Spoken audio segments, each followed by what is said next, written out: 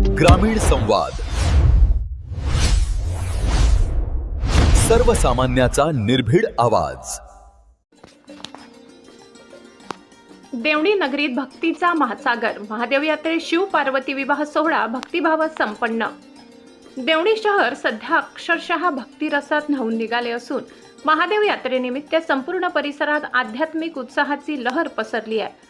या यात्रेचा प्रमुख आकर्षण ठरलेला शिव पार्वती विवाह सोहळा 31 मार्च रोजी अत्यंत पारंपरिक आणि धार्मिक विधींनी मंत्रोच्चाराच्या गजरात व हर हर महादेवच्या जयघोषात मोठ्या भक्तिभावाने संपन्न झाला। महादेव देवस्थान कमिटीच्या वतीने दरवर्षी यंदाही हा सोहळा अत्यंत शिस्तबद्ध आणि उत्साहपूर्ण वातावरणात आयोजित करण्यात आला। देवणी, सताळा आणि करखेली या भागातील मानाच्या कावडींच्या उपस्थितीत कावडीचा महादेव म्हणून ओळखल्या जाणाऱ्या परंपरेला अनुरूप सर्वप्रथम मानाच्या कावडीचा विवाह लावण्यात आला। ही परंपरा वर्षानुवर्ष जपली जात असून ती देवणीच्या धार्मिक वारशाची ओळख मानली जाते।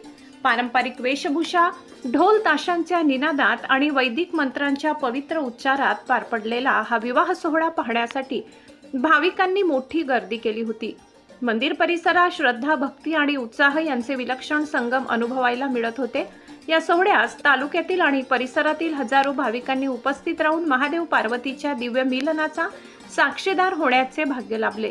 यावेळी तहसीलदार, देवणी पोलीस स्टेशनचे अधिकारी व कर्मचारी, नगरपंचायत पदाधिकारी, पंचायत समितीचे कर्मचारी, ग्रामसेवक संघटना, विविध क्षेत्रातील मान्यवर, लोकप्रतिनिधी मोठ्या संख्येने उपस्थित होते।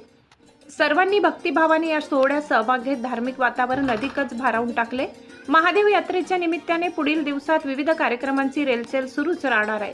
1 एप्रिल रोजी दुपारी 2 वाजता जंगी कुस्ती स्पर्धेचे आयोजन करण्यात आले असून परिसरातील नामांकित मल्ल आपली ताकद आजमावणार आहेत। तसेच 2 एप्रिल रोजी जिल्हास्तरीय भव्य पशुपक्षी प्रदर्शनाचे आयोजन करण्यात आले असून सकाळी 8 ते 11 या वेळेत नोंदणी ठेवण्यात आली आहे। या उपक्रमामुळे यात्रेला सामाजिक आणि सांस्कृतिक स्वरूपही लाभले आहे।